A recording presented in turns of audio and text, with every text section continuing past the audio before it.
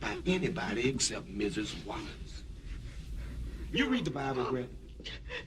Yes. Well, there's this passage I got memorized. Sort of fits this occasion. Ezekiel 25:17. The path of the righteous man is beset on all sides by the iniquities of the selfish and the tyranny of evil men. Blessed is he who in the name of charity and goodwill shepherds the weak through the valley of darkness, for he is truly his brother's keeper and the finder of lost children. And I will strike down upon thee with great vengeance and furious anger those who attempt to poison and destroy my brothers. And you will know my name is the Lord when I lay my vengeance upon thee.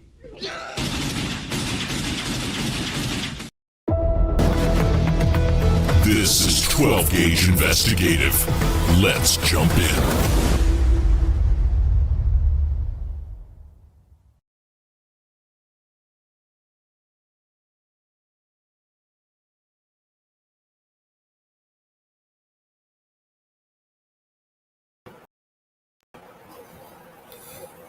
All right. How's everybody doing on this Sunday? Happy Easter to you all. Happy Easter. Hope everybody's doing well. Finally got my eye to unclog a little bit. It was this one, by the way. It was all swollen and matted and everything else. I hope that y'all can hear me okay. And vengeance is mine. I love that part right there. I'm going to play it again for those of you that missed it. This is such an awesome. And then I'll be right back. Here we go. By anybody except Mrs. Wallace. You read the Bible, Brett? Yes. Well, there's this passage I got memorized. Sort of fits this occasion. Ezekiel 25:17. The path of the righteous man is beset on all sides by the iniquities of the selfish and the tyranny of evil men. Blessed is he who in the name of charity and goodwill shepherds the weak through the valley of darkness, for he is truly his brother's keeper and the finder of lost children. And I will strike down upon thee with great vengeance and furious anger those who attempt to poison and destroy my brothers. And you will know my name is the Lord when I lay my vengeance upon thee.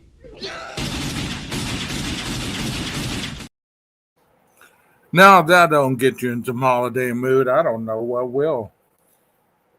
Let me say hello to some of the people up in here in the chat. Hello, Leslie and Billy, Rondi Potter, Aquarius. How are you doing? You know, PKC, Jeff H. Warning label Nina. I hope everybody's had a wonderful Sunday. Hope you guys are doing well. You know, I got to start off with some rules.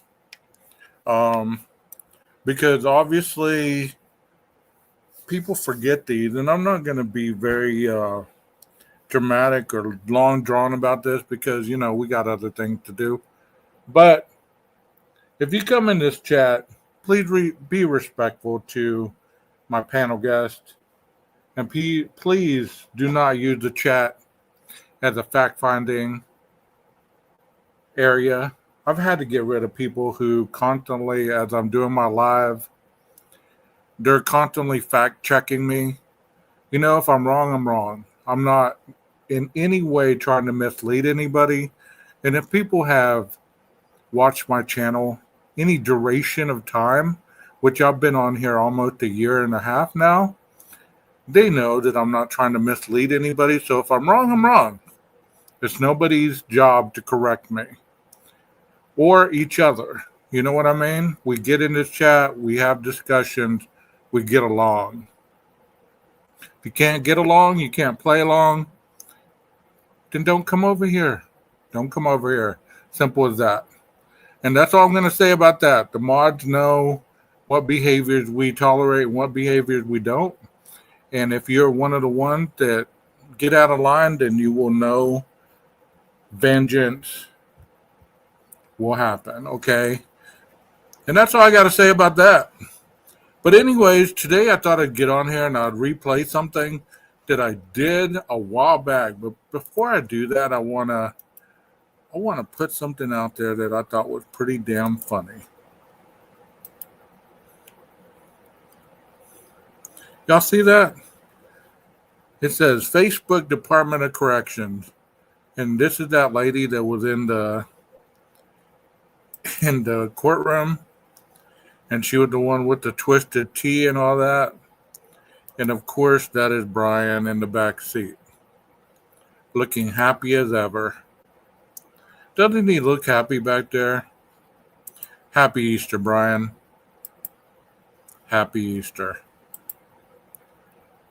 Well, I want to present some stuff that I talked about a million years ago. And one more thing, if you are a creator and you've done some of these things, it's not a competition. I don't go over to your page and tell you that I did this and I did that and whatever. And if I have, I apologize. But I don't think I have very often. If only the one that I'm closest to. But if you've done some lives on what I'm about to present, good for you. I hope that you got a lot of views, and I hope you got some great feedback on your live, because that's all I mean, I don't know what else to say, because this isn't a competition for me. I'm not in this to be what do you call it? What do you call those people that I'm trying to think. God, I'm trying to figure this out. Oh, I'm not trying to be a YouTube investigative reporter. I'm not. I'm just presenting the damn information. And if it's not good enough for you, then go critique your own shit. Look in your own mirror first before you start critiquing mine. And that's all I'm going to say about that. But we're going to talk about the footprints, the tire prints, and everything else in between. Because I think this is going to be part of the trial that is going to be important. And it's going to be a lot of these areas right here that is going to show exactly what type of situation they're going to be working with in the case. It could always be a missing piece. Let me take myself down off the stage. That way we've got a little bit more room to work here. Let me make it just a little bigger. Okay, I hope that y'all can see this. If not, I'm reading it to you so you'll be able to understand it. It says how it's done. Footwear and tire track examination. The reason that I chose this is because, the latent footprint and the tire track that were located out front of the 1122 King Road house. And I'll be able to show a little bit about that here in a second. But let me go ahead and read this so that you can understand it. It says footwear and track can be deposited on almost any surface, from paper to the human body. Prints are divided into three types: visible, plastic, and latent. A visible print is a transfer of material from the shoe or the tire to the surface. This type can be seen by the naked eye without additional aids. For example, bloody shoe prints left on flooring or tracks, left by muddy tires, or on a driveway. So let's look at that. You see that picture, you see a bloody footprint, right? A bloody shoe print. So this would not. And if I don't bore you with this live, I have Nina, Swamp Rose, and Crime Sleuthin were on a panel one time with me, and we did a portion where Nina was showing the blood portion of it where if there was a cleanup, you can see the stuff left behind. So I will show that for people because for whatever reason, the 8-hour gap, people still believe that there was a cleanup. And we have shown multitudes of videos on here and discussed hours and hours of this case. And whether it's correct or whether it's not, we have done some deep diving. And I think it's interesting, and I will show you that if you stick around. That would be a latent print. It would be a visible print.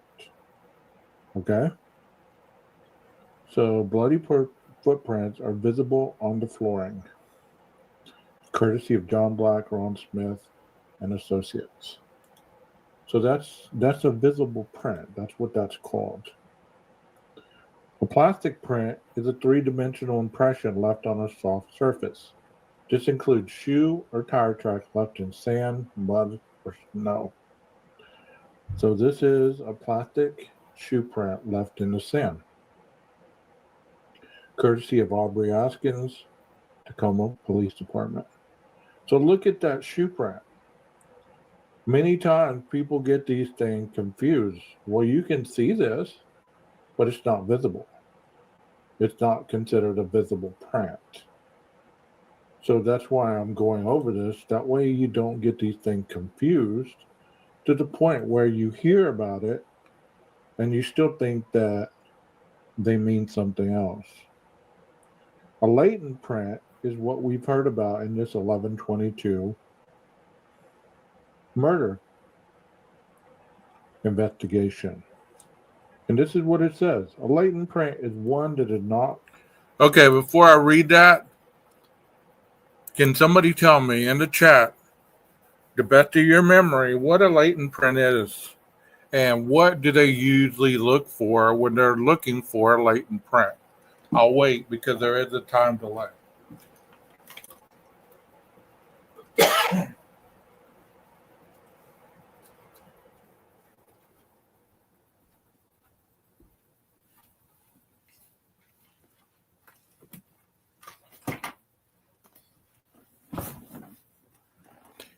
Anybody? What is a latent shoe print comprised of? Because that's what I'm about to speak on. Because we've heard about the latent shoe print forever. As long as the PCA was out, we have heard about that latent shoe print found outside of Dylan's door. We've had multitudes of speculation, multitudes of theories, multitudes of people talking about that latent shoe print. One thing, if we don't know what size shoe that was. I don't remember or recall them ever saying the size shoe that it was. Many people have assumed that it was Dylan's. Many people have assumed that it was the killer's. You know, so it's yet to be seen, and it's going to be interesting once the trial does come that we'll be able to know if they talk about that. Do y'all remember that, chat? Do y'all remember when they were talking about that latent shoe print? Yeah, latent shoe print is not visible to the naked eye, and there must be certain chemicals that are sprayed or wiped on it. Not really wiped, but sprayed on it. Amino black in the protein, and you can see it under a black light. Readily visible to the naked eye. This type is created through static charges between the sole or the tread, and the surface. Examiners or investigators use powders, chemicals, or alternative light sources to find these prints. Examples include shoe print detected on a tile or hardwood floor, windowsill or metal counter, or the track detected on road surfaces, driveways, or sidewalks.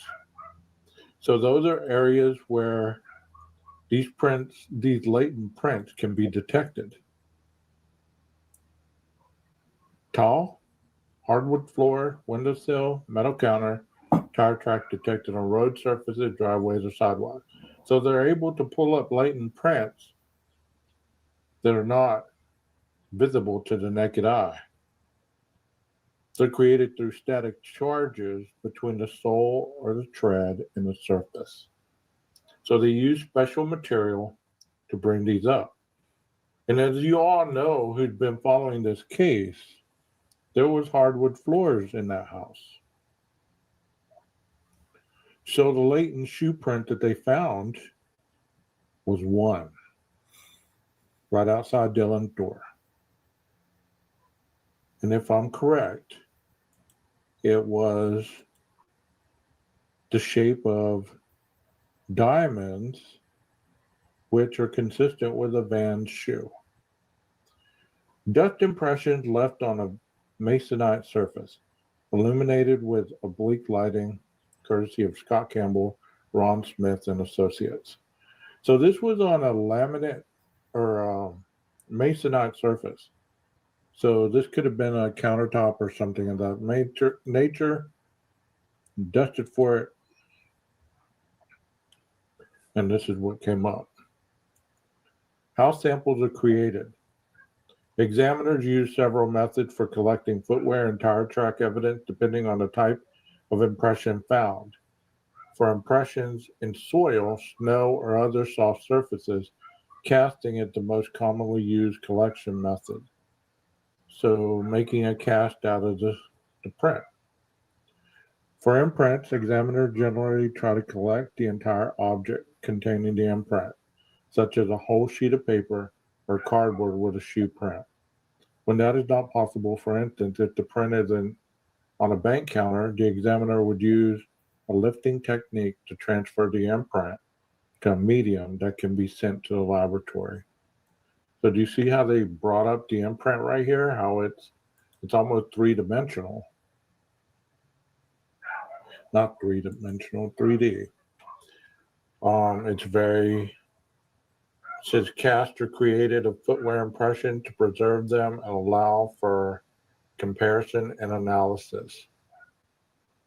So this is a cast. So if they found any shoe prints that we haven't been told about and they made cast on them, these are some of the images that you'll see in the trial. As with any evidence found at a crime scene, shoe prints and tire tracks must be properly documented, collected, and preserved in order to maintain the integrity of the evidence. Impression evidence is easily damaged, so steps must be taken to avoid damage to the evidence. This includes securing and documenting the scene prior to collecting any evidence. In the case of the impression evidence, general photographs of the evidence location in relation to the rest of the scene are taken along with the high-resolution images of the individual imprint or impressions. Examiners may use alternate light sources or chemical enhancers to capture as much detail as possible, especially with latent imprints. So we were told about the latent print. So it's telling you how they use it, how they get the latent print, what they use, and we're going to see other pages that document these things. I'm just showing you right now the proper procedure. Properly photographing impressions is crucial. Since there's only a slight difference between different shoe sizes, if the photo and see that's one thing that a lot of people assumed that didn't happen when the investigators first went into that home. They do take photographs, they do take video, they take measurements, they take diagrams of certain areas of the home that will later be brought up in the trial to be able to show not only the link between where the bodies were, where the doorway was, where the wall is, all those types of areas to demonstrate to those people who weren't able to be there during the investigation, which is the jury, exactly what was seen firsthand. photographs are not taken at a 90-degree angle to the impression, then the true size cannot be produced in order to compare the actual shoe. So did you hear that? Other than the fucking dog barking right now. I swear. If the photographs are not taken at a 90-degree angle to the impression, then the true size cannot be produced in order to capture the actual shoe. Wherever possible, impression evidence is collected as in submitted to the laboratory for examination. For shoe prints and tire tracks that cannot be picked up, various lifting techniques are used to recover that evidence. These include adhesive lifter, a heavy coating of adhesive lifts the imprint from the smooth, non-delicate surfaces such as the hardwood floors, metal counters, etc. It is usually used in conjunction with fingerprint powders. So this is what they would use to lift the imprint from a smooth, non-delicate surface, such as a hardwood floor or a tile floor. So chances are they use this to lift the latent shoe print. Gelatin lifter, a sheet of rubber with a low adhesive gelatin layer on one side that can lift prints from almost any surface, including porous, rough, curved, or textured surfaces. It's a less tacky and more flexible than an adhesive lifter, showing it to pick up a dusty shoe print on a cardboard box, for example, but not tear the surface of the box. So this can be used to lift prints on other areas and not destroy whatever is trying to lift it off of. Electronic dust print lifting device, a tool that electrostatically charges particles within dust or light soil, which are then attracted and bonded to a lifting film. This method is the best for collecting dry or dusty residue impressions on almost any surface, even the skin of a cadaver. So this is a special machine that is used to lift prints off a cadaver. Any plastic or three-dimensional footwear or tire impressions can be collected by casting. Casting uses a powdered stone material such as dental stone that can't be mixed with water and poured into the impression. When it dries, this method creates a three-dimensional model of the impression.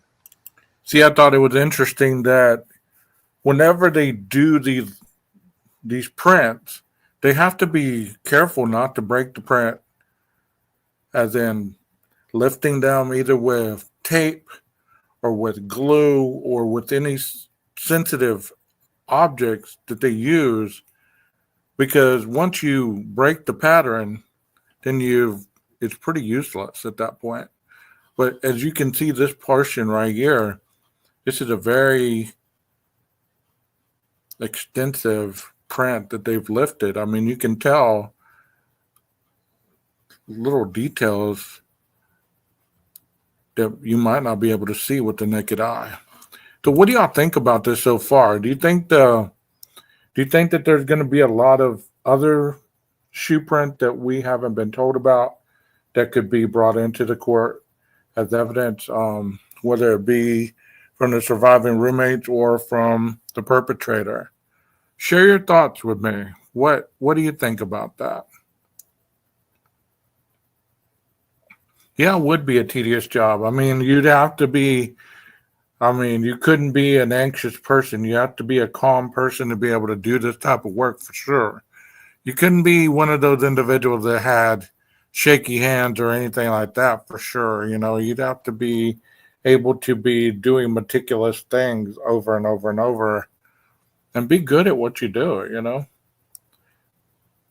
Kudos to those that do this for a living. Do you believe that there's other shoe print that they're going to bring into evidence that we haven't been told about? Do you think there's going to be any cast that are going to be brought in, shoe prints or boot print that they found outside the residence? Share your thoughts with me. Imprints and impressions may be further processed to enhance or bring out additional minute details. For example, a digital enhancement program such as Adobe Photoshop can be used to improve the quality of a photograph tire track. Fingerprint powders and chemical stains or dyes can enhance the image color and increase the contrast against the background. This enables lifted or casted evidence to be photographed or scanned. So if you look at this is a faint bloody shoe print on linoleum. This is enhanced by treatment with a chemical, Blue Star, to allow a more detailed photograph to be taken of the evidence, courtesy of Eric Savicki, Boston PD. So that's interesting. This is a faint bloody shoe print. So if there was any bloody shoe prints in that house, chances are they'd have lifted the photograph with the bloody shoe print on it and casted a chemical for more detail on the photograph.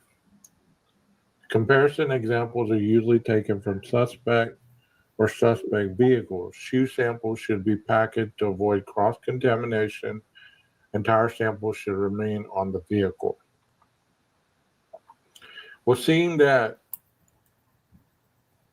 the vehicle wasn't available for another month, imagine the wear and tear on the tire if he drove around a lot.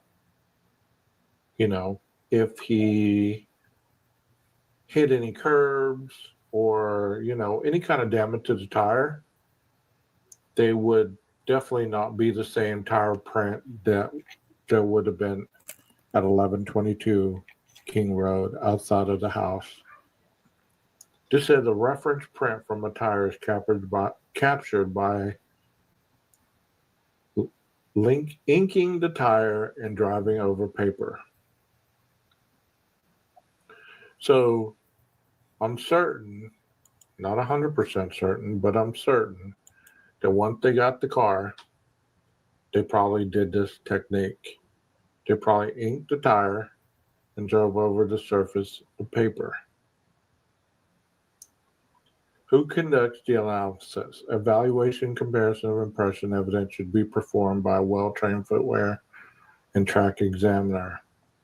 Usually these professionals have received extensive training on footwear and tire manufacturing. So they're able to perform these things. Detection, documentation, photography, and collection of imprints and impressions occur in relation to crime scenes in many types. The analysis of impression evidence is typically performed at a public crime laboratory or a private laboratory by experienced examiners.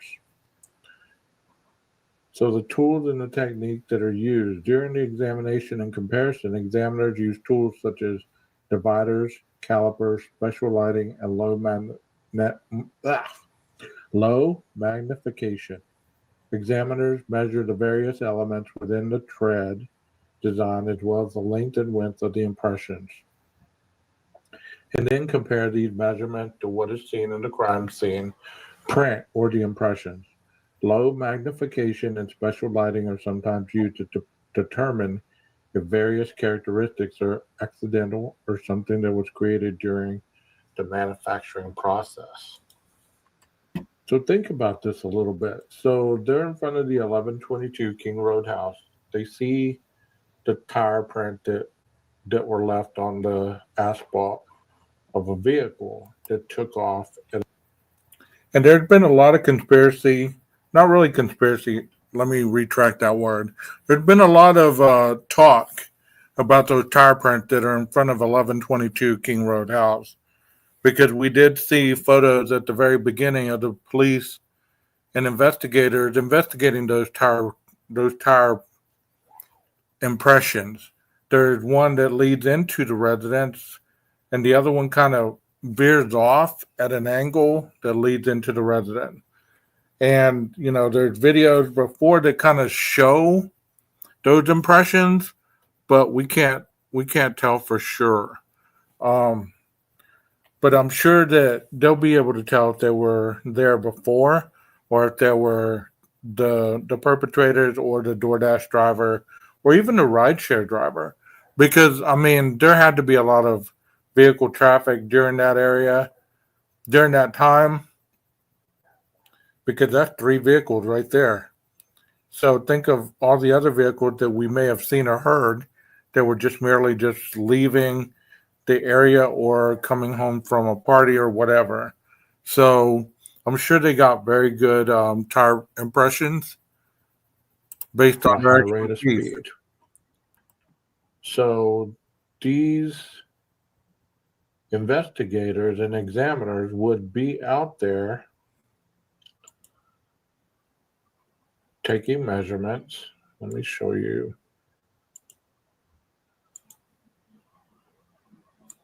What's up, 12? They'll be taking measurements of the tire prints. Let me show you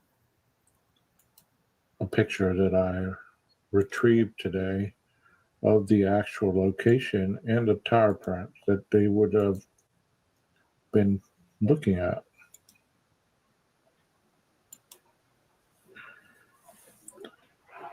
Here we go. So these skid marks right here, if you don't know the area, this is King Road, this is Queen Road. So these, amongst any others, skid marks or tire prints, see there's one right there, there's one right there, there's one right there, there's one. There were some up here that I remember seeing another photo. Let's see, I don't know. I remember seeing another photo of that. What was so interesting about this is that whenever you first read the PCA and it talks about the vehicle coming around that corner, it said the vehicle attempted to park in the driveway and kind of, I can't back this up. So I can, but I don't want to lose my place. But visualize that 1122 house, and right there on the corner by those trash cans, in the PCA, it discusses the car attempted to round that corner and ended up in the driveway, backed up, and then headed out on Queen Road. So Jeff and I were discussing that one night, and we were discussing whether the perpetrator could have intentionally did that or may have lost control a little bit of the vehicle and misguided the turn and ended up in the driveway, because it is a very sharp little drop off right there on the corner where those trash cans usually are sitting. Excuse me. And we were talking about that, and that's why these tire impressions came up in our conversation. We were talking about how these tire impressions, whether these were the ones that were the actual tire impressions or whether these were already there. And I'm sure we'll find out whether these tire impressions were already there, whether they were of the night of the crime, or whether they were irrelevant nonetheless. Why would he do it deliberately? What do you mean? I mean, in the PCA, it states that he comes down King Road and he makes a sharp left and he turns too quickly and he ends up in the driveway and he backs up and then goes back down Queen Road. I don't have the PCA on me right now, but I'm pretty certain that's what that said. I'm not certain if it's going to be on this. No, this looks just like they're just telling you about the crime.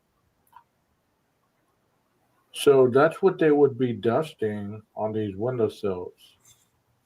Well, dusting for prints, any kind of shoe prints. This obviously is upstairs. This is Kaylee's room, I think. But they would definitely be doing it on the back concrete, looking for shoe prints. Any kind of fingerprints on these. Definitely, I'm pretty sure this area right here was looked really deeply into with lighting, with some of the chemicals that I outlined, um, to show any kind of footprints, any kind of shoe print that might have been there. Um,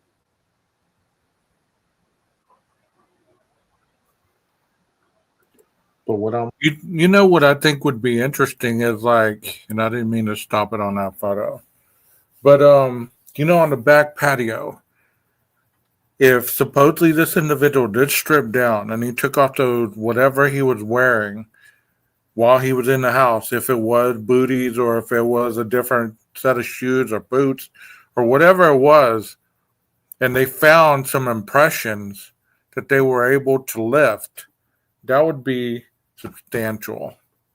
If there was any boot prints or shoe prints that were linked up to the perpetrator that they were able to lift off that patio, if supposedly this individual took the stuff off, or even if he went barefoot. I mean, if he went barefoot, can you imagine having a footprint of the individual captured on that patio? And you're saying, well, come on, Gage, you're reaching there because there were people walking on it and stuff like that. But you just don't know what all was lifted from what surfaces, because I'm sure they did a very thorough investigation. I mean, if nothing else, they took video, they took pictures, and like what I was just saying earlier, you can see certain things in photos with chemicals that you can't see with the naked eye. So if that was able to be done, then that would be extraordinary. And Jeff is always at my aid. Thank you so much, buddy. It says, when suspect vehicle number 1 is in front of the King Road residence, it appeared to unsuccessfully attempt to park or turn around in the road. So that's what we were talking about right there on the corner. It was either going to park in the road or it was going to turn around, one or the other. So it unsuccessfully did it. And we talked about 3 hours on all this stuff one night, just in the video. But Jeff and I used to have a long, long talks on all this stuff. I'm more interested in tonight is the tire prints. Because are the tire prints going to be the missing piece of information that ties everything together? Because they're so certain that they had a white Elantra and everything that you've heard about the white Elantra. See, here's a machine right here that they were just talking about, and there's a machine right there that they're able to see. This is not, I don't believe that you can cast these on asphalt. I could be wrong, but I don't believe that you can. I think that they're going to have to take photographs, measurements, and you might be able to put some kind of chemical that we described, the adhesive maybe, and lift the tire print from that, but I'm not for certain. So this would document what kind of vehicle, even if it wasn't 2011, 2013, or 2015 to 17 Elantra, whichever one you want to go with. This would definitely let you know which vehicle made these kind of marks.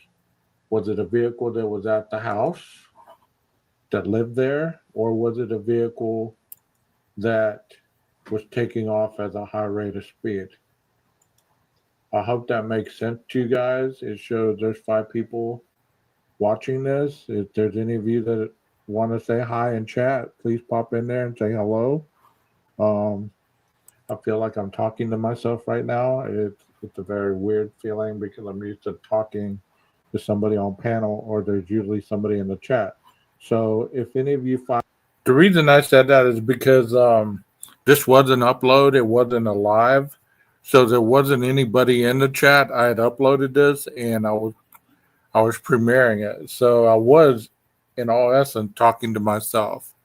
And like I said, I got used to Jeff being on panel and talking with him hours and hours and hours, bouncing ideas. And when I went from that to doing it by myself, it kind of felt a little different. 5 people that are watching want to say hello in the chat. Please do so. As I'm saying, with these tire marks, you'll have to focus on which areas of this road actually documented the tire mark that were on the Elantra, because that is the vehicle that is mentioned in the PCA. That is the vehicle that was spoken on in the PCA. So that is why it's so important that this piece of evidence is looked into. Nobody really talks about this. They talk about everything else. They talk about the car. They talk about, I heard my friend Jeff today, he did a good video on the sounds of the vehicles as they passed through Queen Road those 4 times. And if you could hear the same engine type, which you can, and the trunk being shut, which of course you can hear the trunk in the Linda Lane footage. But all that is intriguing. And this is more physical evidence right here because it's visible. You can see it.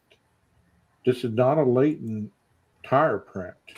This is a visible tire print. Okay, so that's what I want you to focus on whenever you're listening to whether it's visible, whether it's latent. That's the difference.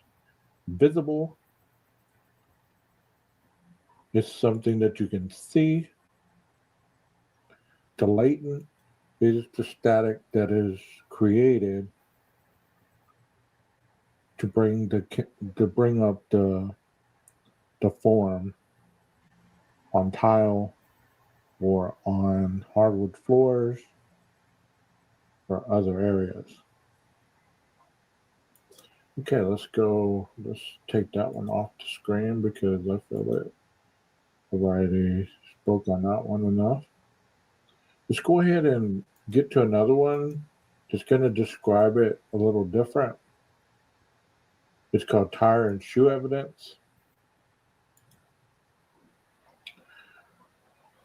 This says prints. Shoes and tires leave behind print that can be examined by investigators. That's what we were just talking about. The imprints or expressions can be captured to a suspect's shoe or vehicle's tire to determine if the shoe or tire is the same one that left the impression. And that's what we look to find out whenever you're processing certain things. You're processing different types of prints. Footwear and track prints are divided into 3 types. I just spoke on this: visible, plastic, or latent. So the tire print that I was just showing would not be plastic. They would not be latent. They would be visible. So when you're looking on that, try to remember what I showed at the very beginning, the three deviations of prints that there are. Because if it's plastic, it's something that you're going to be able to see. The example that they gave is the footprint in the sand. That would have been plastic. The visible is this one right here that they show. The blood prints on the concrete. So the visible prints involve a transfer of material from the tire or shoe to the surface. For example, a bloody shoe print or tracks from muddy tires on cement. Those are visible prints. Okay? Hello, Miss Anonymous. Evening. Thank you for being in our chat. Or my chat. I don't know why I said our, but thank you for being in the chat. It's essentially our chat. Since you're sharing the live with me, it's our chat right now, I guess, until more people come in. Welcome, welcome, welcome. So the blood on the bottom of the shoes leaves a visible print, which involved the transfer of material, in this case, blood. So look at these bloody prints. Now, if these were cleaned up and it looked like there was nothing here, then you would probably evoke some kind of chemical to see if it left a latent print. But like I said, that is a static phenomenon that is left on the latent print. And hopefully it identifies it here because I forgot exactly what it said. So I'll go ahead and read it again, or I'll go back to the other web page. It said latent prints are not readily visible to the naked eye. It's like you can't see them. Like, look at this book.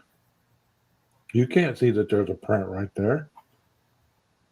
But once the static charges between the sole or the tread and the surface happen, powders, chemicals, or alternate light sources are used to find these prints. So these three things: powders, chemicals, or alternative light. So a static charge between the sole or the tread and the surface. So in this case, it would have been the book. And the tread of the shoe created static charge. And you can see this by powders, chemicals, or alternative light. So this is how they found a latent print next to Dylan's door. Many people say, no, they found that with black light, or they found it with this, or they found it with that. Well, that could be right. Alternative light source. Nobody knows exactly what alternative light source they use. So these people are right. Powders, chemicals, or alternative light. So there's the latent print. That's how you look for latent print. It says footwear impression enhancement with fingerprint powder. The top, a footwear impression was found on the cover of a magazine, but it was barely visible. The bottom, the impression was dusted with black fingerprint powder to improve visibility. Image by Zalman 992 is a licensed under CCO. So they dusted this with black fingerprint powder to be able to pull it up to see it. Okay? So we'll go on. It says shoe prints and tracks are being left behind even when the soles may appear clean. For this reason, it is important for investigators to establish a path of entry and exit to the scene and take care to advertently cover tracks left by the suspect with their own. So they walk in. You see these prints right here? There's one, and I'm sure there's one right here. Or right here. I can't really see them, but I see that one, and I see this one. But right here, you can't see anything. So,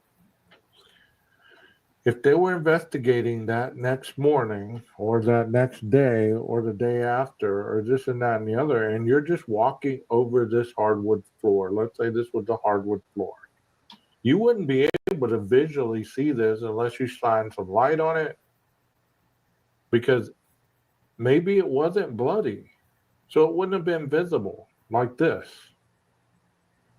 It would have looked like this. You wouldn't be able to see it barely. So you dust it with fingerprint dust or some other powder or light source, which this is a light source, alternative light source. Or maybe you could have just turned on the overhead lights and these footprints would have just shown themselves. Like, have you ever mopped a floor, a hardwood floor or a tile floor, and you walked over it while it was drying, but you can't see it once it dries, and then when you open the blinds or you turn on the lights, you see footprints like this? These would be latent prints because they don't have substance on them. These are visible because they have substance on them. So I'm sure there's a possibility that there was visible prints in that house if the murderer walked through some blood or other bodily fluids. But I'm pretty certain more of the prints that were probably recovered were latent. And you remember they were also trying to get prints off that kitchen window. There was like 3 investigators outside of that kitchen window looking at that windowsill. And we just talked about the windowsill as well. So you might not be able to see a shoe print of somebody climbing in that window, but you could see a little bit of damage if somebody was trying to get in that window and they scuffed the surface or they knocked off some paint. It says, it found at the scene, visible and latent prints are collected in similar ways. If possible. Let me talk a little bit about that. Have you ever wondered how come they spent so much time on that window? Because there was some time where the individual would have had a couple minutes, if that, to look around, maybe before entering the house. Could that individual have left any prints around that area, around that window? Could the individual have, left any impressions around that window? Talk to me about what your thoughts were whenever they were going around that window, taking photographs, dusting, all that stuff. What did you think had gone on around that window? Let's take a moment to interrupt what I was talking about in that video and talk to me. What do you think they could have found if they found anything around that window?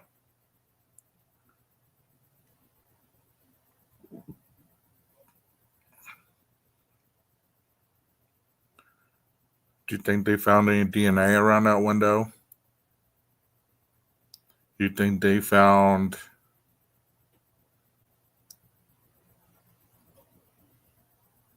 any blood? Because they were going at it. They're going at that window. They were taking pictures. They were dusting. They were doing all kinds of stuff. The same thing with Maddie's window. There was a lot of activity around that area. Have you ever wondered what the reason for that could have been? Hey, Mountain Mama, thank you for being here. Leslie says they noticed something, possibly prints, fibers. I think they might have found some little droplets of blood. I've always wondered. Yeah, because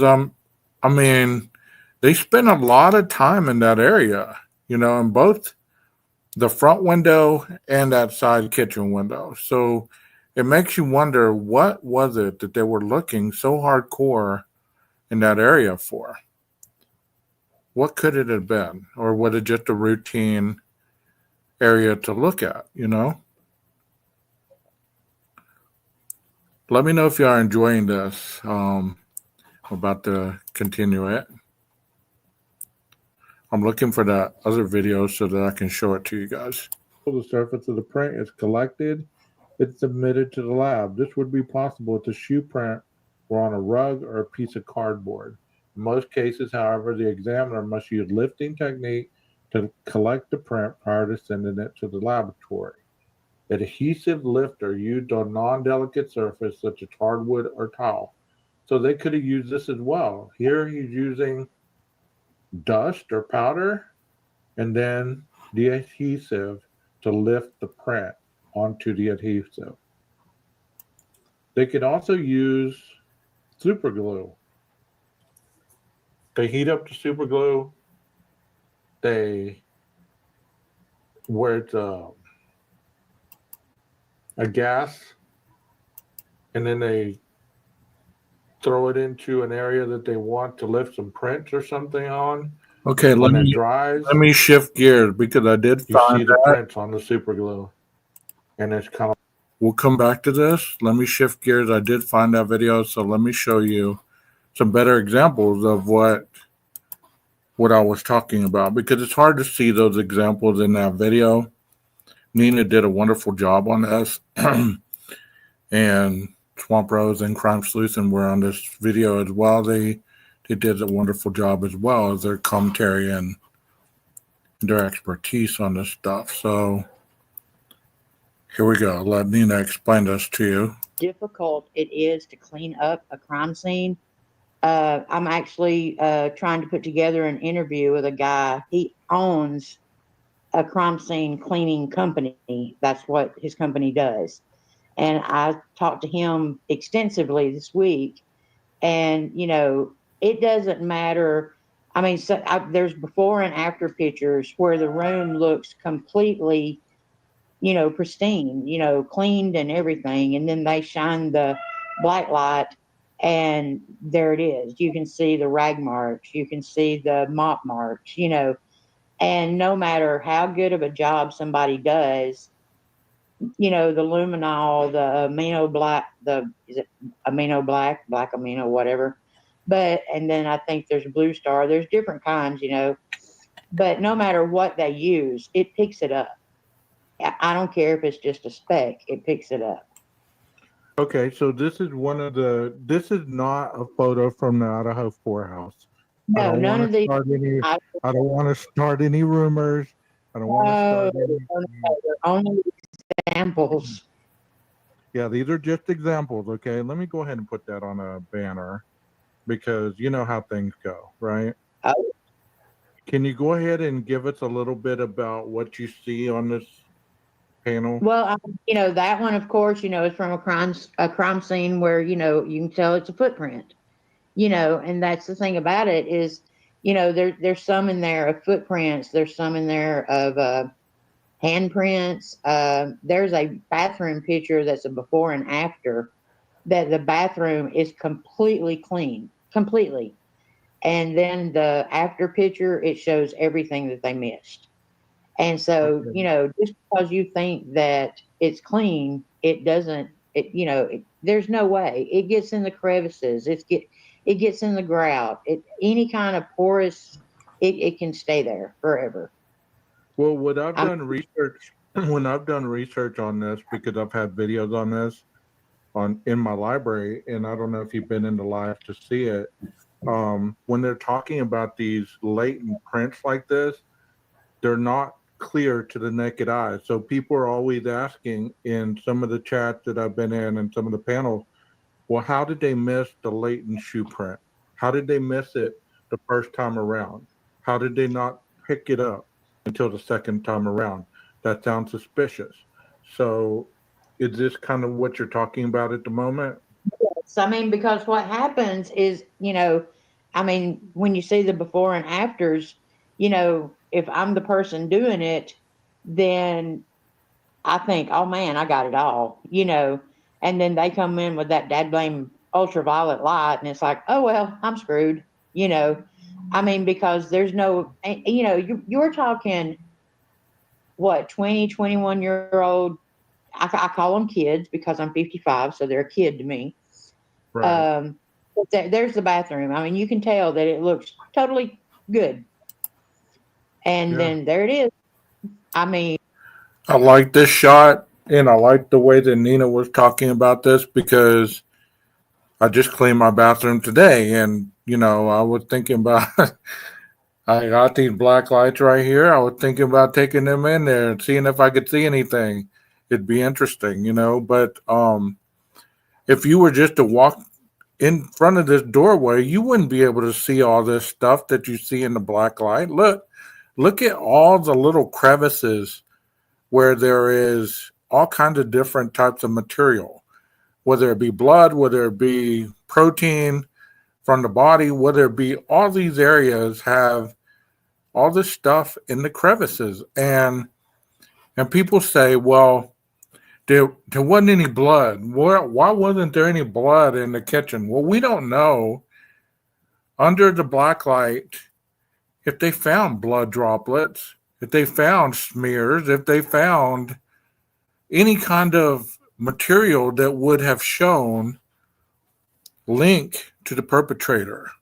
So, it's awesome to know that this capability is around, because you could be looking at this, and this is what most people see or think of when they think of the 1122 King Road house. They think you walk in and it looks like this. But if you look at under the black light with the amino black and the alternate light sources, you're definitely going to see something different. And does that mean it was cleaned up? No, it doesn't mean it was cleaned up. It means that that's just how our eyes perceive certain things, and certain things we can't see with the naked eye. And I wish more people understood that, and they wouldn't put so much blame onto surviving victims. Thank you, Nina, for clarifying this, even back then. And, so you're going to call a bunch of frat guys over, and they're going to come over with their mop and water, even bleach. I mean, they did it with hydrogen peroxide. They did it with bleach. They did it with all kinds of anything, any kind of cleaning solution you could get, and with the experiments. I mean, one of the experiments that I read was 222 pages. Wow. And I mean, that's the kind of detail. And I mean, it told, okay, we're using this cleaner. Okay, we're using this, and this, And I didn't figure I'm probably one of the only people that would ever read 222 pages, but I put the link in there anyway. I mean, but, you can never get it clean enough. And especially in 8 hours. I mean, 8 hours wouldn't be enough to clean up that. And the thing about it is, what are you cleaning up? They've already said that the crime scene was, just the worst thing they'd ever seen, So, I mean, what would be the sense in cleaning it up? What would be the sense in, mopping and all that? I mean, you left the bedrooms. I mean. Right. Well, as we see in this photo, like if you're watching this on a TV or on a phone, this would be the left-hand side where the bathroom is totally lit up, and you can't see any blood. You can't see any on the floor. You can't see any on the toilet, in the bathtub. You can't see droplets on the tile. And then you turn the light off. You get the luminol. You get the amino black. You get the black light, and look how it lights up. It just, I mean, somebody has cleaned up a lot of blood in that area. And to the naked eye, you could walk in and be like, oh, nothing happened here. And then here on the right side, you definitely see something happened. I like this next photo too. Whoa. Yeah, that one's pretty wicked. What is that? That's creepy. Yeah, that one's pretty wicked looking. I think that's one of the pictures I used on my thumbnail. What is That that? needs to go in an intro It's video or actually, something. it's a female shirt. Oh, I was like, See the long sleeves and everything. Give me a heads up. She put it through the washing machine and everything, thinking that all the blood was out. No And way. then they lit it up. okay, so she washed this. Yes. Even after it was washed, you could still see the blood and. Yep. Because I don't believe that people understand that when blood or any kind of liquid is secreted from the body, the proteins and the lipids and everything coagulate together. So it's not like if you wipe it away, there's still the residue of the coagulation left on the surface. So I'm not trying to take over your presentation, Nina. Tell me to shut up. No, I'm not like that.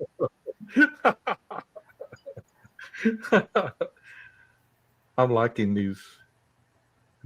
Go ahead and explain this one, please. That was pretty wicked too.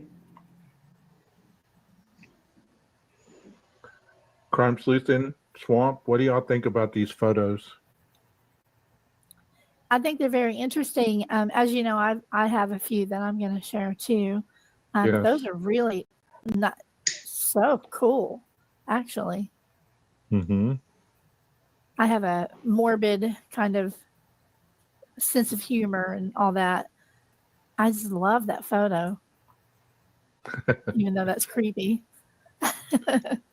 What do you think, Kiki? Um, well, I first off, it's impressive to me, like when you talk about the cleanup, when you talk about that dress, that just shows you how difficult it is to clean up blood, throwing it through the washer machine. I will say that there was a really good point brought up in the chat. Let's see, it was at 10:29. I saw somebody ask a good question I wanted to ask you guys, which was Bree Silva. She said, so how does someone leave one shoe print? Oh, I think my presentation will explain that. Oh, perfect. You go ahead too, Nina, if you want. I'm not sorry. No, go ahead, because I mean, if they have a question, I mean, they're who we're here for. Okay, cool. When it's my turn, whenever that comes, then I'll show it. Look at this. I mean, that right there, the knife. I mean, of course the person thought they had all the blood off. I mean, you put that damn thing through the dishwasher, it's all gone, right? Right. And this is a boom. Not a boom that I know anything about, but think of this. They found a knife sheath, right? And multitudes of people say, well, there wasn't this or there wasn't that. Look what that looks like under a black light. You're telling me that there wasn't any kind of other fingerprint that were seen or found, or any blood trail that gave up any kind of perpetrator on that knife sheath? You think it was totally clean? If you think that, that's okay. But food for thought. Just think of looking at this knife right here. This was ran through a dishwasher. And look at what was left behind. So that should tell you a lot. Because when we get to reality versus fiction, reality shows you the honest truth. Fiction, it paints all different variations of fallacy.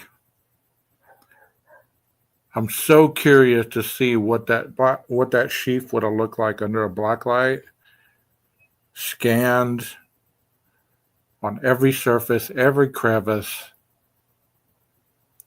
and even around the sheath, on the legs, on the bodies. You don't think they did scannings on the bodies? People don't think that deeply. They just want you to be one-dimensional. Well, they found the knife sheath on the bed. How could they have seen that from the door? They didn't even mention that the first time around.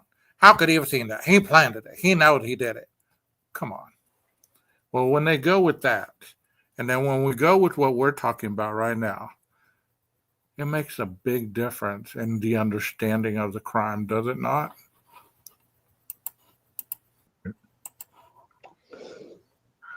My theory on the one latent print, and I've always joked around this, and it's not a joking matter, but I said it was a one-legged man, walking through, took his prosthetic off, and anyways. Okay, shut up. And that is so funny because I heard somebody talk about a one-legged person in another chat, and I about died. I was like, are you serious? Did you really just say that? Did you hear that from my live, or did you make that up yourself? Because I mean, that's an interesting theory. It was a one-legged man that went by Dylan's door with a one leg, hobbling out the door. Okay, look at that knife. It's something to be seen, is it not? Is it not? I can't get over that. And when Nina showed that, I was like, wow. Ran through a dishwasher and still under the light. That's what you see. Shut up, 12. So Go ahead, Nina. Oh my On this gosh. photo, if I could make a quick comment on this photo, this Yes. is very similar to the photo that was brought up in the oh, what is her name? Darley something in Texas. Yes. Yes. This is very similar. Is this from that case? Because it looks very Yes. similar. She had ran that through the dishwasher and it still Yeah. lit up. Exactly. That's That's the reason I said it went through the dishwasher. Oh, okay, okay. I didn't know if he wanted me to tell what case it was from or not. Yeah, that's fine. No, Oh. there's no. You can do as you wish here. We're And you know, totally live. I know, and I looked up. I was gonna do them by case and stuff like that, but then it's like, that's just there's so many of them that have been busted out by the luminol and stuff like that. But the one that got me was one here in Alabama where I live. They killed the father and his wife of they were going through a custody battle. And these people went through the trouble of replacing tiles, everything, and they still got busted out. That brings up the Karen Reed case, if y'all are familiar with that. Karen has been fighting to get the carpet and the material from the basement, and she got the carpet. Now she's trying to get the concrete that was underneath as well to see what they can find, because it's going to still be there if it was there. Right. I mean, these pants right here, obviously, you would probably think, well, I washed these, so the blood is off of them. Look at all the splatter. Look at all where they put their handprints and everything. Their hand. I mean, it looks like a glove was in the pocket right there or something. Right. These are great. These are amazing. I mean, I don't believe the people understand the forensic part of all this. People they're talking about peroxide, and one of the studies they actually did it with peroxide, and it still showed up. Yeah. I mean, so what we're saying right now, the 8-hour gap, there's been so much talk that there was a cleanup. What were they cleaning up? Is the question. If the crimes happened in the bedrooms, and Dylan didn't mention in the PCA anything about seeing the guy clad in black dripping in blood. She didn't mention any of that. So what would they have been cleaning up? That's the big question. Do y'all have any theories on that? I do. Okay, go ahead. Well, first, we don't know everything that she stated to police. We only know what they put in the PCA. So I think that is all going to come out at trial, and will probably fill in some gaps for a lot of people. Like in the PCA, if you read where there's only little bits that are in quotation marks, which means it was from her. So I think they took little bits from her actual police report statement, which we've never seen, and created the PCA with that. So we don't know. She could have seen a knife. She could have seen blood. We just don't know. Yeah, that's amazing. And there was wooden floors. So for anybody who's never seen an investigation site, that's what it actually looks like. It looks like this. You just don't go on in and look with your naked eyes and see what you see and then report it on paper, and then that's it. It actually looks like this. It has tags, it has tape, it has measurements, it has all kinds of material that's been put on the floor. That's why they said that they tore down the house, because there was so much stuff used to gather evidence that it was just a hazard. I just thought I'd say that, because many people get it confused. They really do. And I'm trying to not be any certain way, but just trying to give the educational value of what is real and what is fiction. You know what I mean? This is what a real crime scene looks like, when it's being investigated. if there was, I don't know. Go ahead, Nina. This is your presentation. 12, shut up. No. Go ahead, Nina. Go This ahead, is your Nina. setup too.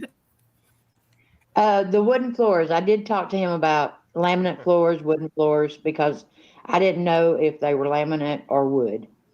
And he said that those were, especially the wood floors, is because of getting in between, what is it, the cracks, I say. I mean, because wood floors don't have grout, but, they do have grooves, that, and see the thing about it, especially, he said that like with carpet, that when they go in and clean a crime scene, that they literally rip the carpet up, the padding up, and the subfloor, because it goes all the way down to the wood. And so, they have to cut sections, whatever sections the blood is and everything, they literally have to cut that out and, I guess construction comes in and replaces that. But in order to pass OSHA and all the guidelines and everything, if it means cutting floors, walls, or whatever out, they have to cut it out. Have you seen the YouTube videos that crime scene cleanup companies have where they show literal what they walk into? Yeah. Oh, it's awful. Yeah, And then they have to I come back. watched a lot of those, but I was like, yeah, those are probably too graphic. Oh yeah, I wouldn't share them, but yeah, y'all can find them. They're on there, and then they have to come back through. As you probably know, to come back through a couple times with luminol and make sure they got everything. And here's the thing about it is I did not realize until I talked to him the dangers of the crime scene as far as airborne. Because when I think of the crime scene, I think of how gruesome it probably looked, as far as seeing it. I didn't think of, the dangers of all the airborne, because he talked about E. coli. He talked about, I've got a list of, I think I sent the list, I don't know, but he sent me a list of all kind of stuff that can be airborne for like weeks. C. diff would be a big one. C. diff is commonly in our bodies, but after we pass away, those gases come out, and that can be in right.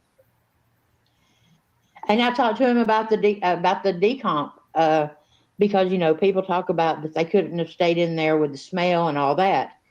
And he said that the biggest misperception that people have is that that's immediate, and that that is not an always thing of the bowels and stuff. It does do that, but it doesn't have to do that.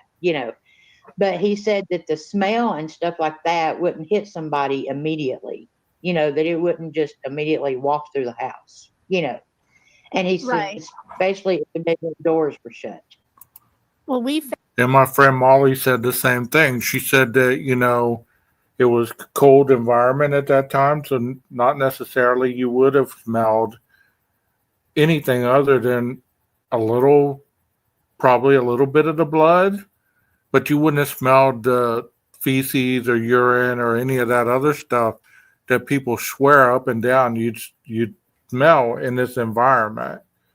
And she should know. She's, been a paramedic for years and years and years, and she's done a lot of crime scenes, so like I said, reality versus fiction. And these ladies are working their tails off on this panel.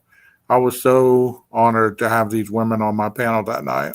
Found my daddy after he'd been gone he passed away. We kind of ascertained that it was Saturday afternoon, and we found him Sunday evening. So it was a little over 24 hours. There was no smell. Well, and I'm not trying, like I said, and when I was doing this, and even doing the interview next week, I hope that it can answer, if nothing else, it can answer questions for people. I'm not trying to debunk anybody, because I want everybody to understand right now, when it comes to guilt or innocence, I'm not about that. I'm about the research, the facts, understand. Look at that shot right there. And I didn't mean to cut you off, Nina, but I think that shot right there speaks a lot. A lot. That right there, like, if you were going to look at your sink and be like, oh, my sink is spotless, and then you put, I don't know if y'all been seeing me play with the black light, but if you put the black light under it, and then you see every little particle, every little blood droplet, all kinds of stuff.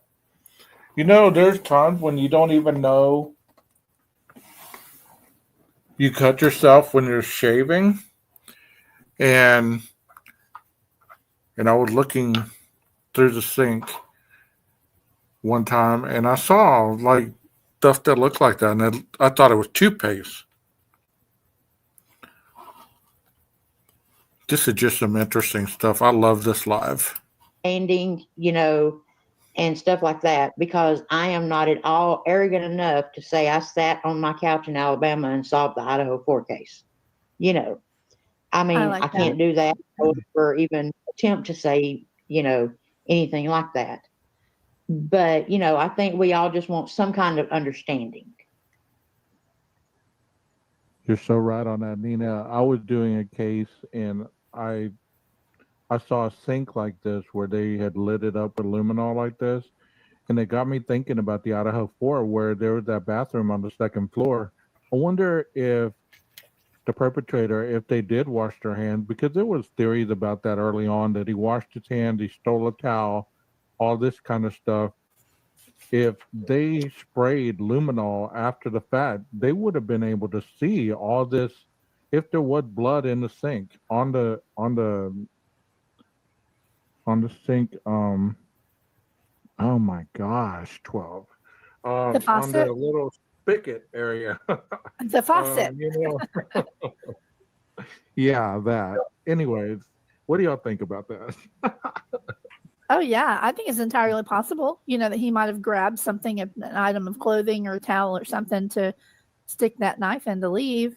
Whoever it was, I'm not saying definitively that I'm not convicting anybody. I'm just saying who the perpetrator could have easily grabbed something, Right. Especially if he reached around and couldn't find that sheath and he's like, oh, crap, Especially out of his apartment, if he cleaned up there. Yeah. If he didn't clean up there, if he went to the WSU and there's a shower. Okay, that brings up an interesting point, 12. At 10:31, he did take a photo, right? So even though he probably thought if he didn't have that stuff that's used in the hospital, that Truth Exposed has mentioned multiple times in the chat, I can't even think of what it's called. But she said it's odorless and it's used in the emergency room to clean up the trauma area where there's a lot of blood spill. And that's one of the only things that can clean it up without leaving any trace behind. So think about Brian's bathroom. He could have cleaned that bad boy a million times. And if they went through there if he did clean himself off in the bathtub, or he took a shower and there was blood, to him it would have looked clean, right? Do you think he would have thought in forethought to have a black light and look for blood like this? What do y'all think? I mean, this is amazing. If after they got the search warrant to go into his house or to his apartment, and they started searching and investigating, wouldn't it have been interesting if they have videos and photos of blood in his bathroom? And nobody talks about that. Shower there, or there's a bathroom there that he used to clean up. I mean, he could have went to a roadside truck stop and cleaned up. Excuse me? I would go to a car wash and use one of those pressure washers. On yourself? Like, yes. Oh, okay. that would draw any attention to yourself. No, I mean, you go out there and act like you're washing your car and, sorry, soaked myself. I mean, at 4 o'clock in the morning, who else is out washing their car? And 30 degrees. Well, when you were icy cold night, though. I don't know. Can Can y'all hear me better? They said my voice is really low. I don't know. Can you hear me now? I hear you fine. Yeah, fine Okay. here. Okay. Yeah, that's an awful amount of blood right there. That looks like a car wash. The bathtub one is from a dismemberment. Oh, okay.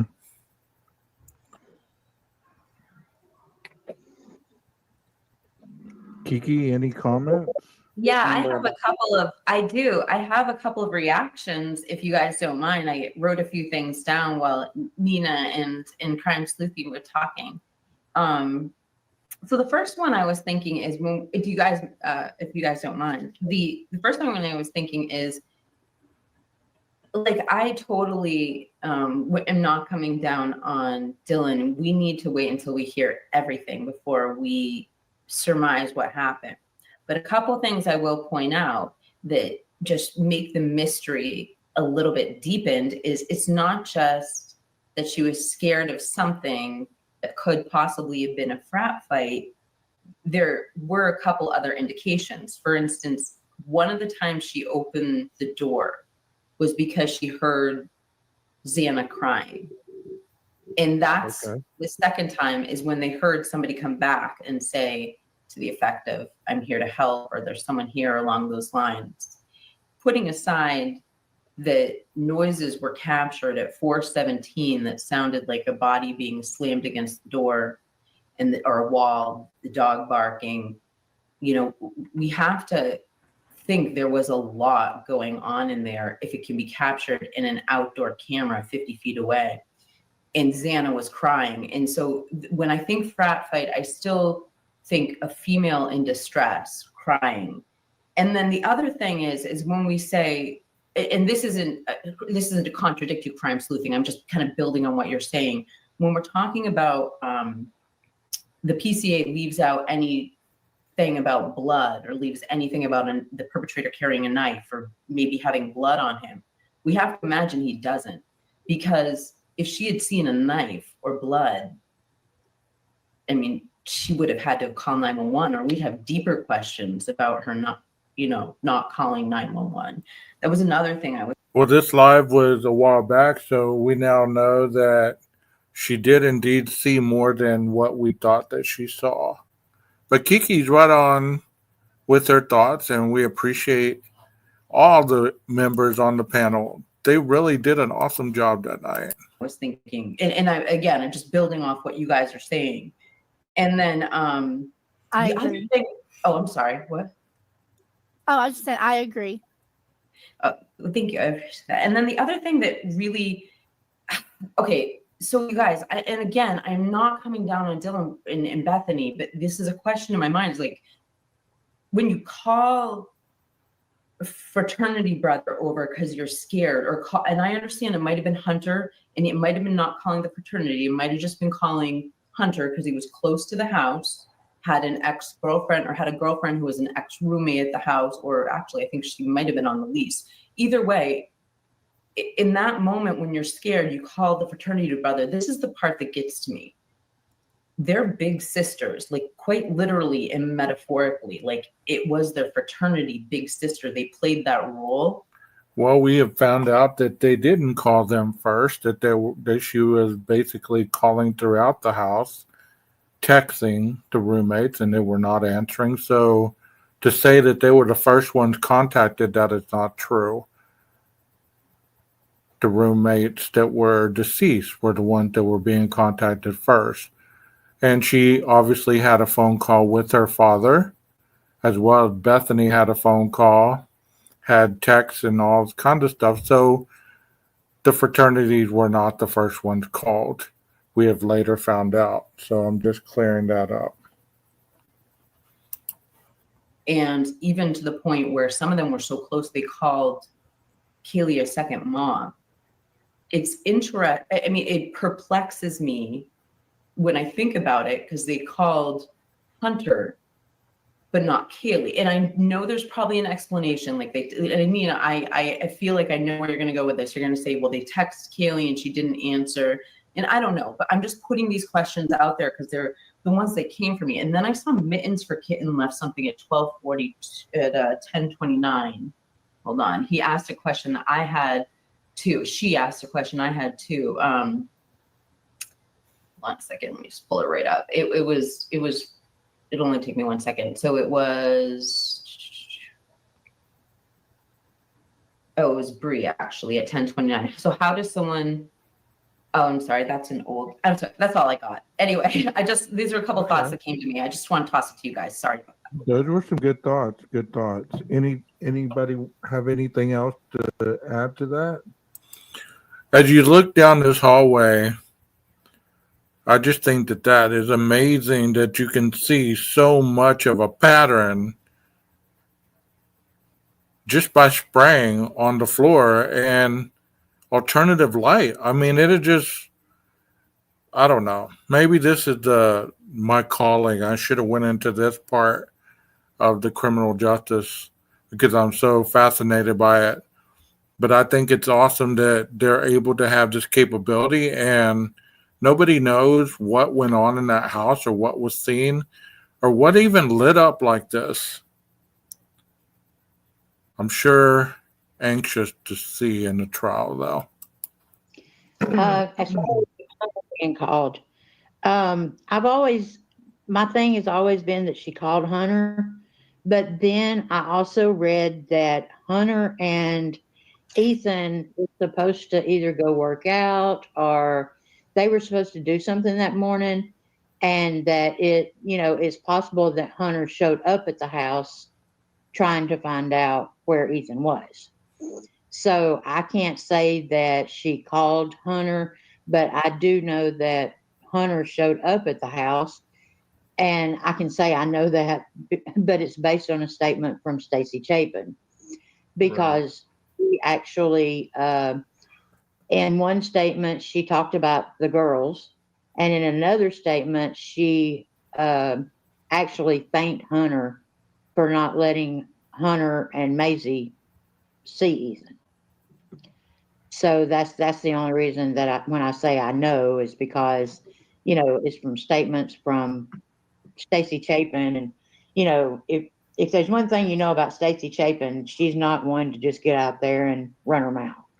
So one thing that I thought was interesting as I was sitting here listening to this is I was thinking, because the original topic was the 8-hour gap and more, and we're talking about different avenues of that 8-hour gap. And I was thinking, looking at these photos, a professional would do this type of cleanup. A professional would have been cleaning this up. So as you look at some of these photos, even after it's been attempted to be cleaned up, it's still visible. So all those theories about it was cleaned up, the blood was cleaned up, there was no blood, because most of the areas that people assume were cleaned up were probably not even the crime scene. The kitchen area, the hallway, the living room.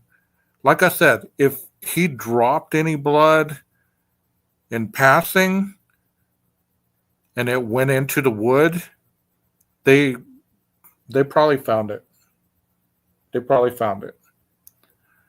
I believe that they cut pieces of that house up to use as evidence, and they probably found what they were looking for because they didn't leave anything unturned, I believe. Because if you're looking at this area right here, that doesn't look like a splotchy police job. And no matter what kind of faith you have in the Moscow Police Department or the Idaho State Police or even the FBI, I'm sure between all three agencies or even more, there has to be somebody that's good at their job. Right. And Mittens says, I think it was a study group. Swamp Like Creek. backing up with. Yes, I'd heard the same thing, that a girl was supposed to go study with Hunter and Hunter had been called over to the house because of the situation with his brother. Isn't I think that's what I heard on the. I mean, if you think about it, everybody wants to talk about, they called all their friends before they called Ellie. They called all their friends. Okay, so if if Hunter the friend, not Hunter the brother, if Hunter the friend lives, over there at the frat house or whatever, what if he's just like, man, I got to go up there and see where Ethan is. He had that big fight last night. Now nobody's heard from him. I'm concerned, blah, blah, blah. So it may not have been the girls playing telephone. You got to consider how close those houses and everything really are. I mean, if something's going on, then they just start walking over there. Hey, let's go see what's going on over there. I mean, or they start talking to each other. Maybe it was. And I've heard this from the beginning. People assume that all these people in this house were close. They have that assumption. They had that deep-rooted blood that, they were close. We don't know how close they were. Maybe they were close looking in pictures, but some of those pictures doesn't look to me like Dylan was close to very many of them. Or Bethany. Like, especially the last photo that was taken, those two younger girls did not look as joyous as the older members in that picture, in my opinion. And that's just a picture, but you know what? They looked out of place in most of the pictures. Like they were the youngest and they knew their place as being the youngest. And it's almost like they had a defiance to being the youngest. You know what I mean? It's kind of like having older siblings. You don't like to be the youngest because they treat you like a little kid. And we don't know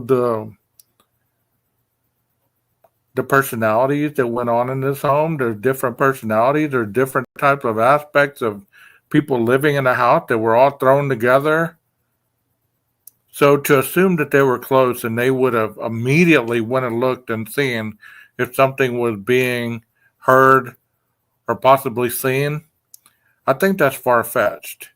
Because if you're close, but you're not really like family close, you wouldn't get up and go check on people, especially if you've ever done that before and you got griped out about it. Be like, mind your business. Stay in your lane.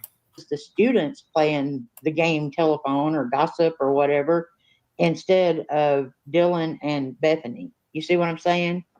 Yeah, I have a question for you guys.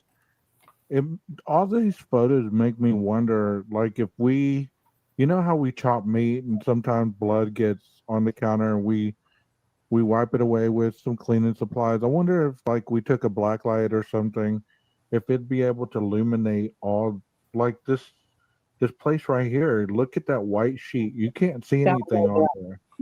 Yeah. And then under the black light with the spray of luminol and amino black, like, it had just lit up with blood. Well, y'all want to hear something gross? Sure. He's like, great reaction. Black light won't show blood, but it will show other stuff.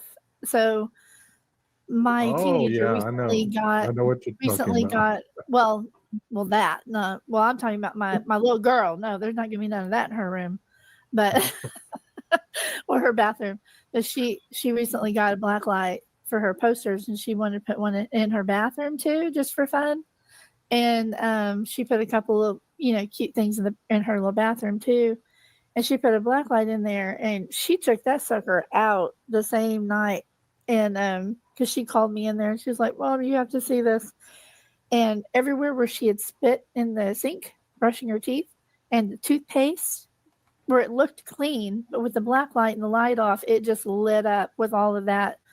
Just, it was gross.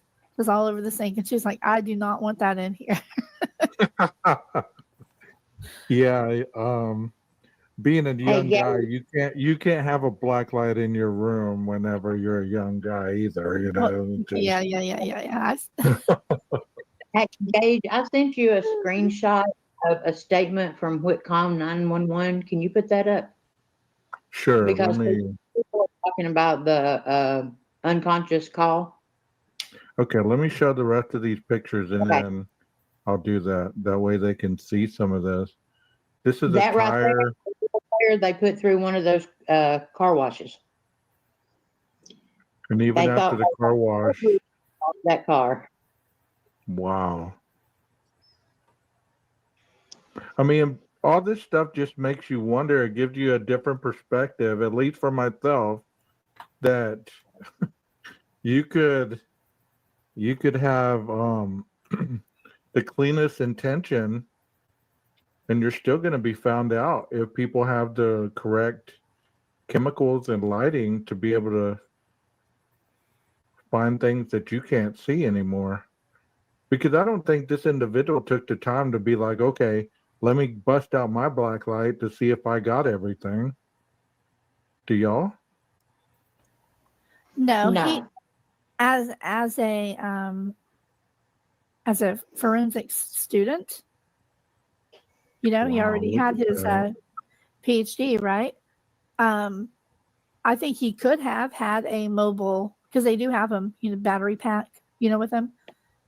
He could have owned one of those for his car. You know what I mean? But I don't think he would have taken it to the crime scene. Which one is it, Nina? It's the at the top of it. It says Whitcomb 911, and it is a statement about the unconscious call.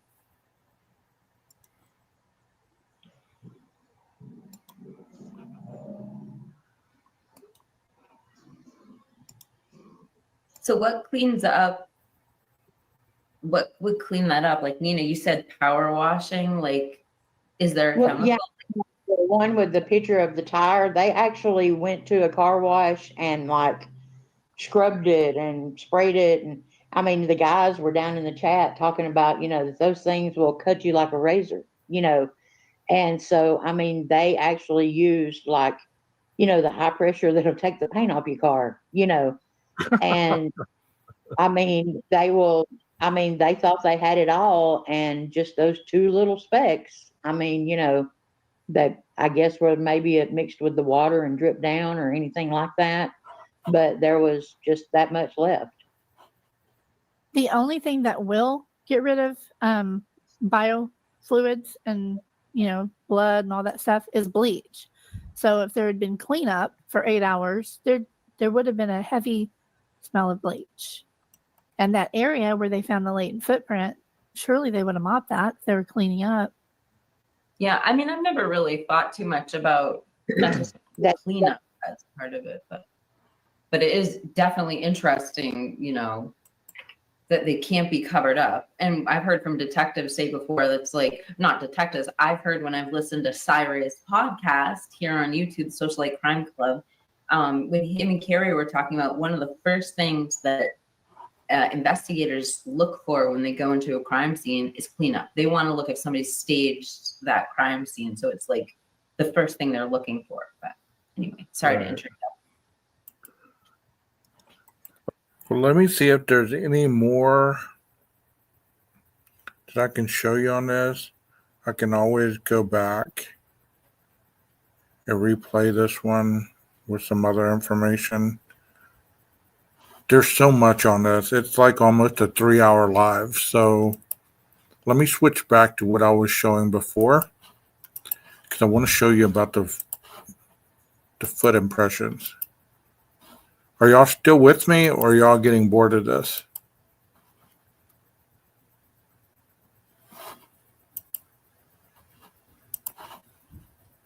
See that? That can yield much information to investigators. Wear characteristics include the pattern of wear and depth of the wear.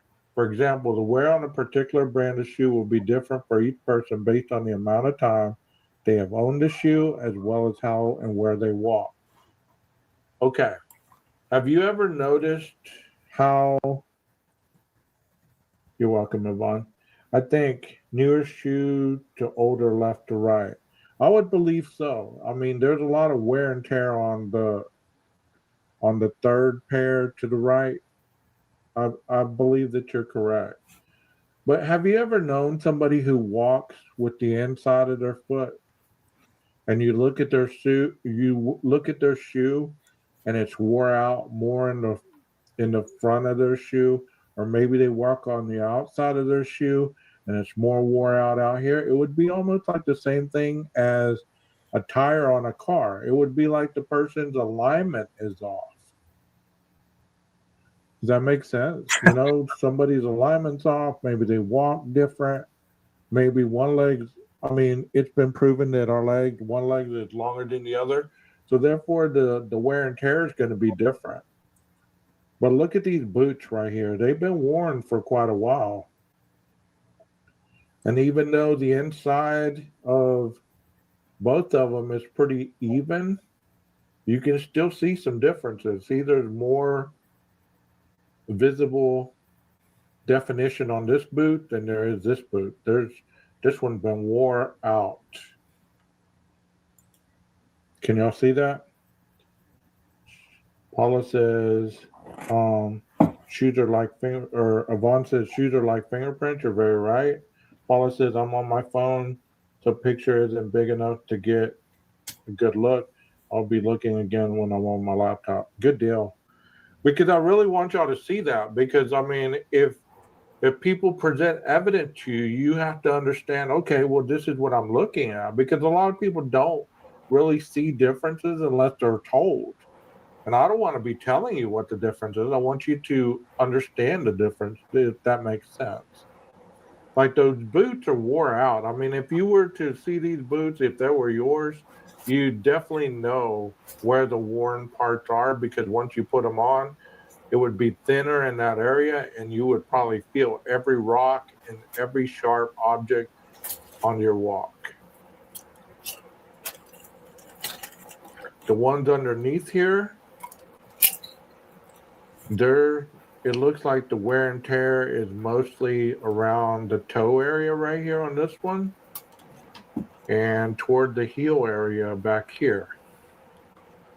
It really doesn't look wore out. I mean, it looks a little worn. The yellow's kind of wore out of that one. The same on this one. The same right here toward the edge of this side.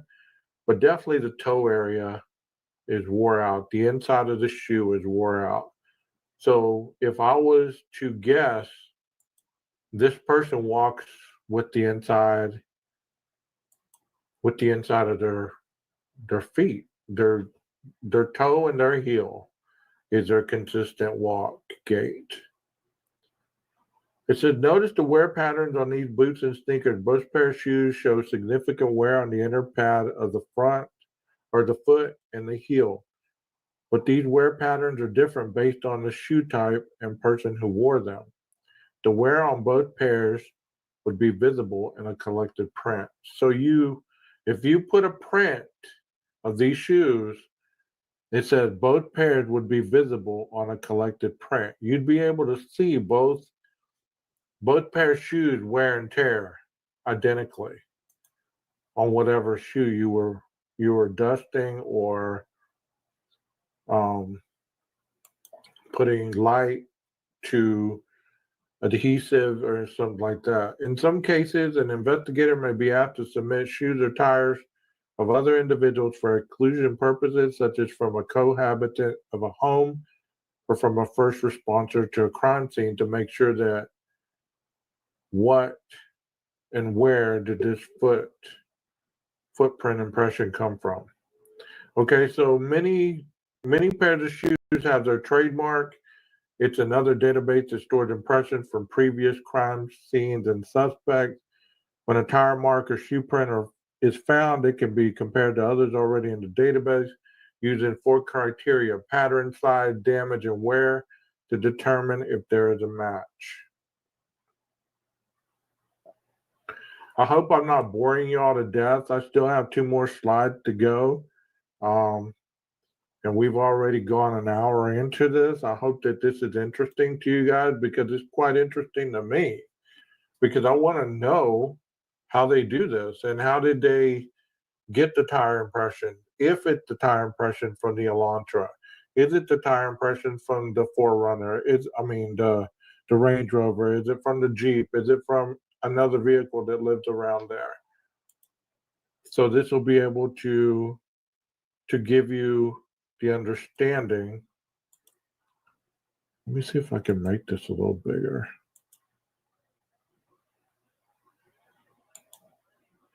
It won't let me on this page for some reason. Dang it. I'll read it to you. I said detection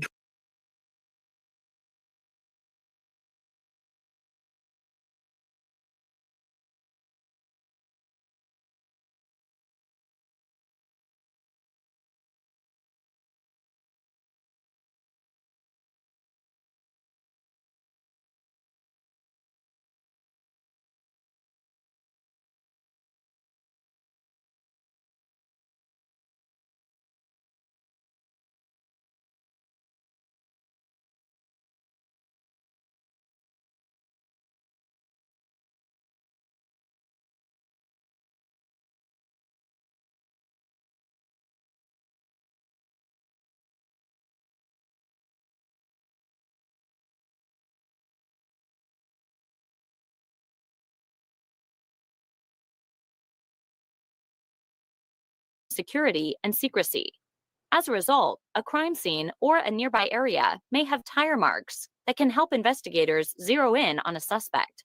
They might match the tire marks at a crime scene with those coming from a suspect's car. Tire marks thus help investigators eliminate or confirm a suspect. They are not, by themselves, definitive evidence that someone committed a crime. However, they may be a very big piece in the puzzle of solving a crime. Before you can examine tire impression evidence recovered from a crime scene and compare it to tires of a suspect's car, you need to document, recover, and preserve the tire impression evidence. There's a lot more that goes into this than you may think. Here are just some of the many important things to consider. As soon as you get to the crime scene, you must establish which areas may have tire marks that are of value to you. Keep in mind that oftentimes the important tire track evidence may be somewhere away from the crime scene area, in a location that isn't as obvious as you might think. For instance, a criminal might park several hundred feet away from the house he will be breaking into. Once you've established an area of interest, establish an outer perimeter in order to ensure. Oh my goodness, are you serious? Well, enough of that. Steps out the slider door. So if we're gonna focus our attention on thing, forensic scientists can try to identify the type of shoe or tire that made an impression through searchable databases compiled by the FBI and other agencies. With this information, researchers can research which retailers sell a particular shoe or which vehicles are equipped with a particular tire. This evidence can be then used to help determine whether a suspect was present at the crime scene or has excluded a person involved from the investigation. You know what I just thought of too? Maybe the killer did not wear the right size shoe. I don't know if the latent shoe print was the killer's shoe. If it was, then he was hobbling on one foot, because there was only one. Which side it was, whether it was left or right. Maybe the killer was wearing either smaller shoes or larger shoes. That's what DM could have and could not. Look at the more intense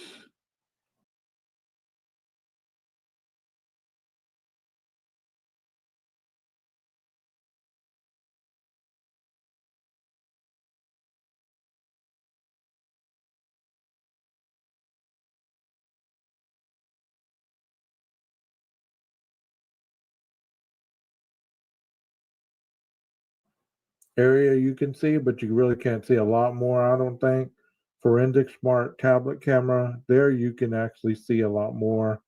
If this was in the dirt, it was in mud, things of that nature. Um, I don't remember the name, but I will send it to you. I'm pretty sure he is a retired detective. Good deal. Thank you. It said there are different tire tracks. These friction marks refer to tire marks made by spinning or yawing a vehicle acceleration, or a flat tire. Yaw, the direction marks. These tire marks are made by a tire that rotates parallel to the axle of the tank wheel and slides sideways, and also called side slip or critical speed friction marks. Now we're getting to the meat and potatoes. Slip marks. These tire impressions made by a lock wheel resulting from the application of the brakes. Pressure marks. The marks formed by rotating tire are called pressure marks. Scrub marks. These types of tire marks remain on a vehicle when a wheel is locked due to damage. So look at that image right there. So if the Elantra, almost said Solantra, if the Elantra was peeling out at 421 at a high rate of speed, do you think it made friction marks, yaw marks, slip marks, pressure marks, or scrub marks? Let me read those again to you, and I want y'all to give me an answer. Friction marks are referred to the tire marks made by a spinning or yawing vehicle, a vehicle acceleration, or a flat tire. So when you have a flat tire, every time the tire catches, because it's like dum, dum, dum, dum, it catches, so it's leaving part of the tire mark.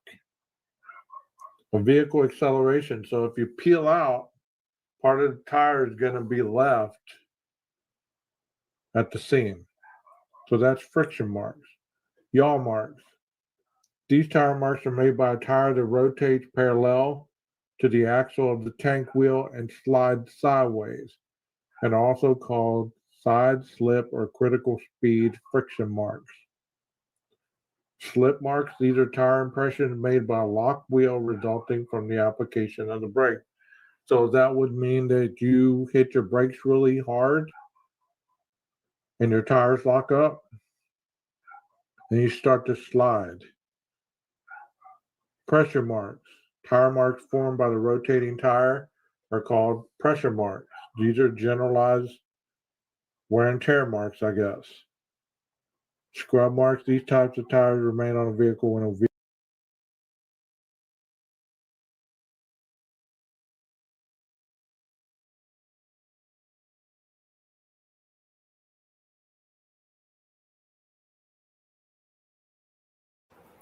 Sorry about that. I was muted. This is going to determine a lot on the evidence they have or do not have on this individual.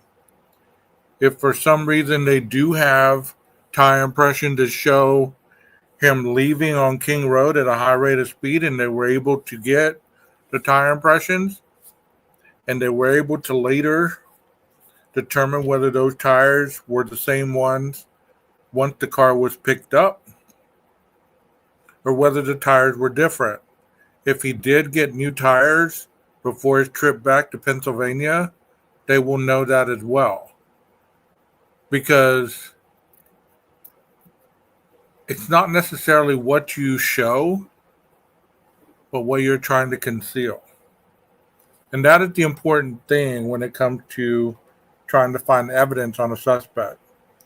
It's not necessarily what they show you, it's what they don't show you that is the important part of trying to gain evidence in a case, or to either make someone culpable or not culpable for the crime that was committed. So not only they're trying to match up the evidence, but also trying to let go of any people that do not match up the evidence to them. So I hope you enjoyed this. There was a lot of information, a lot of investigative stuff. If you've watched this channel for any length of time, you understand this is the type of content that I do present. So if you're enjoying the content, please be mindful to like and subscribe. And if you even want to check out even more Idaho videos, you might become a member, because there's a lot of Idaho 4 videos in the members only area. And they have been previewed in lives and everything else already. So gives you a chance to go back in time and listen to some of the stuff that's been said up until the current. I hope you enjoyed that, and I hope y'all have a very lovely rest of your Easter, and that y'all have a very good night. And I'll see you soon. Maestro, cue that music.